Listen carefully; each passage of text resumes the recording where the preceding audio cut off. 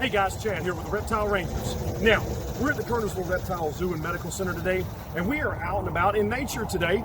Now, one of the things that we're going to talk about today is we get calls a lot on rat snakes and corn snakes and other such snakes getting caught in vegetable netting inside of places like this, or gardens.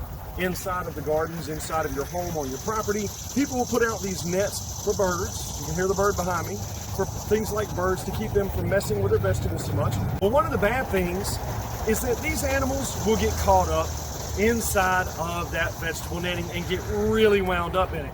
Well, we had one come to us. We didn't have to go get this one. Guy was comfortable with the snake. He just picked it up, was trying to help it. Got a little bit more complicated than he thought he had the experience for, so he brought it in to us.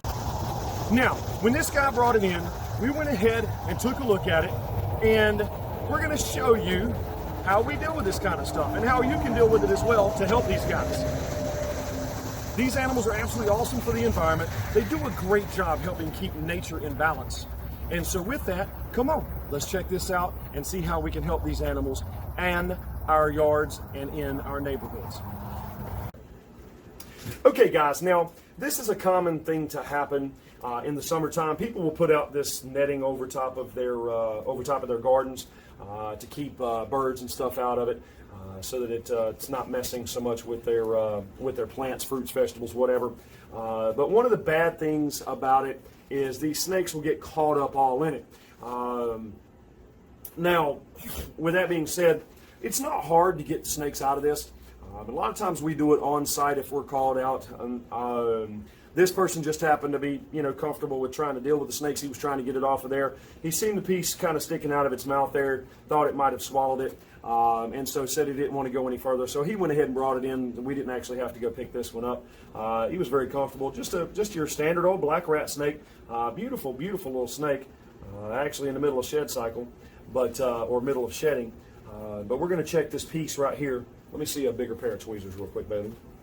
We're going to check and see if this piece of string right here is actually going down his throat, or if he just got it caught in his mouth. First, I don't want to just go pulling before I actually see what's going on here. Okay, no, it was just caught up in his mouth. Okay, there we go. So that one's good. All right, Bailey, if you'll hold him here, thank you. All right, now the little guy's not really trying to do anything. With this vegetable netting, this garden netting, it's very simple. It's a little bit tedious, and it's going to be an absolute pain in the butt. But this is basically all you have to do, is just go through snipping each individual piece. Now, sometimes we'll get them to where they're so pissed off when they get caught up in this junk that they'll get themselves really, really tied in there, and it'll start cutting through their body. All right, if that be the case, and you have one that goes and it starts cutting its body, just simple peroxide neosporin works perfectly fine. If you want to hang on to the snake for a couple of days, you can hang on to the snake for a couple of days. Watch and just give it a chance to start healing up. That's perfectly fine.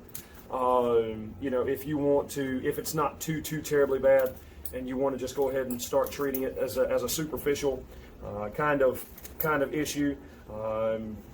Give it about 24 hours, just leave it in a box, something like that, and you want to go ahead and start treating it with the peroxide neosporin and just go ahead and let it go, then that's fine as well. It will heal right up, as long as it's not deep into the meat, deep into the tissue, is going to be the main concern for letting it go too soon. If you'll hold that for me, baby. So we're going to take and trim the rest of this off, get the big chunk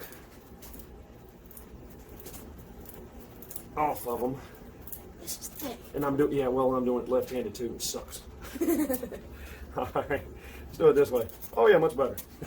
Do it with the right hand, and it works. Okay.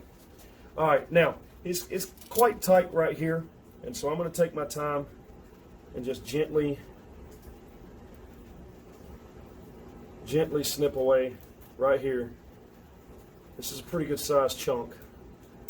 There we go. There's a little bit, and there's a little bit more. All right, so that helped with that chunk. Stop squiggling. Stop squiggling. wiggling. Okay, now hold that, baby. There we go. Very good. Thank you. Okay. Moving after this one piece right here. There's that one, and then I'm going to go after this one piece right here. All right, how much more comes away? Oh, we got one little strand. Hold on, one strand we missed. All right, there we go. There's that big one. All right, we got one strand right here. Right. Getting away from. Need you holding it over here. I don't want you. Let me pull against you. There we go. Yep. Okay. Now we got one strand caught up underneath the scute right there, or the ventral scale, not the scute, but the ventral scale. And there we go. Now, you can see he's been in it for a little while, and it's kind of indentured him. However, there is no meat exposed. It didn't even break the scaling on him. Didn't even break the scaling. So that's awesome. It's a beautiful, beautiful specimen. These are absolutely amazing, amazing animals, and they're a huge help for the environment. And I mean, look at this guy. He's not trying to bite me at all. And this is a wild caught species. You know, it's a wild caught specimen. I mean, all he wants to do is just go relax now that he's out of that netting. But anyways, this is helping pretty much any kind of a snake. Now, venomous. Just get with us on venomous, okay? If you get a copperhead or a cottonmouth or something like that, rattlesnake, caught up inside this netting, yeah, definitely don't try doing it yourself. But for any kind of corn snake, rat snake, milk snake, any of your colubrid species, if they get caught up in this vegetable netting, then this is exactly how you would do it. If you have any questions, make sure to get with us in the description below. Remember, YouTube does not notify us of our comments. And so we get to the comments as fast as we can. But if you have issues, medical issues, or questions that need our immediate attention, make sure that you go ahead and get with us in the information below. Phone number can receive text messages as well as phone calls. We hope you enjoyed this. Hope this has been helpful, and also hope this is going to be helpful in saving a lot of animals that are good for the environment. Well. This is Chad with the Reptile Rangers here at the Kernersville Reptile Zoo and Medical Center. We appreciate you joining us week after week. We'll either see you here at the zoo or we'll see you on the next episode. Later.